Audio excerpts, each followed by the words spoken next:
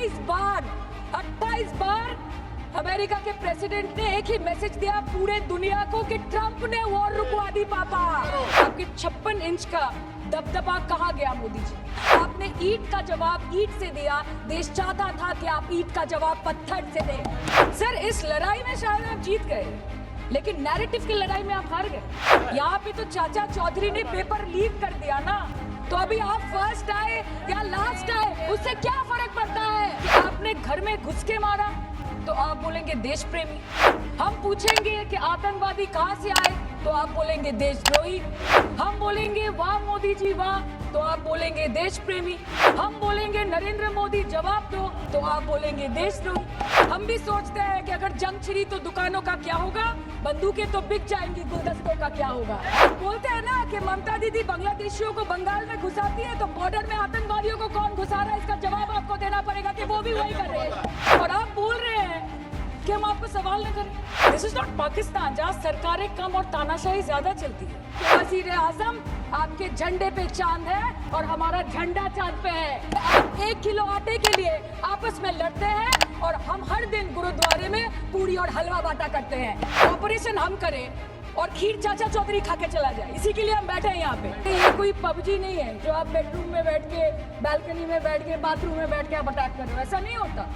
हम डरेंगे नहीं, मरने से पहले मरेंगे नहीं कि हम अमन चाहते हैं मगर जुल्म के खिलाफ। अगर जंग लाजमी है तो फिर जंग।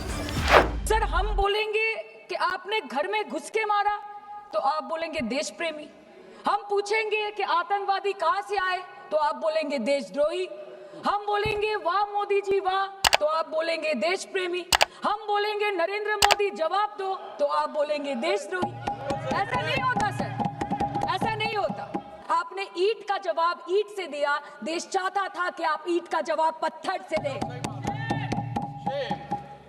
पहले बोलते हैं कि पीओके हमारा है, लेके छोड़ेंगे। आज बोल रहे हैं डे 1 से हम तो नॉन एस्केलेटरी है। वो मारेंगे तो फिर हम मारेंगे, फिर वो मारेंगे, फिर हम मारेंगे। वो 2 मारेंगे, हम 10 मारेंगे। वो 26 मारेंगे, हम 100 मारेंगे। उरी होगा, बालाकोट होगा, पुलवामा होगा, उसके बाद और कोई अटैक होगा, फिर पहलगांव होगा, फिर ऑपरेशन सिंदूर होगा। सिलसिला चलता रहेगा, जान जाती रहेगी। राजनाथ जी कल बोल रहे थे सर के युद्ध उन्हीं के साथ होता है जो आपके बराबर हो। इसमें बराबरी की कोई बात नहीं है। श्री राम और रावण क्या बराबर के थे क्या? नहीं थे ना। धर्म पे अधर्म की बात होती है, न्याय पे अन्याय की बात होती है। ऐसे नहीं होता सर। यहाँ पे तो चाचा चौधरी ने पेपर लीक कर दिया ना, तो अभी आप फर्स्ट आए या लास्ट आए उससे क्या फर्क पड़ता है? हम भी सोचते हैं कि अगर जंग छिड़ी तो दुकानों का क्या होगा। हम भी सोचते हैं कि अगर जंग छिड़ी तो दुकानों का क्या होगा, बंदूकें तो बिक जाएंगी, गुलदस्तों का क्या होगा। हम भी सोचते हैं। वजीर आजम, आपके झंडे पे चांद है और हमारा झंडा चांद पे है।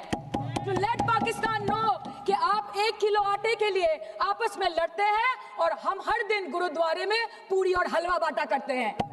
फर्क है ना सर। 28 बार अमेरिका के प्रेसिडेंट ने एक ही मैसेज दिया पूरे दुनिया को कि ट्रंप ने वॉर रुकवा दी पापा।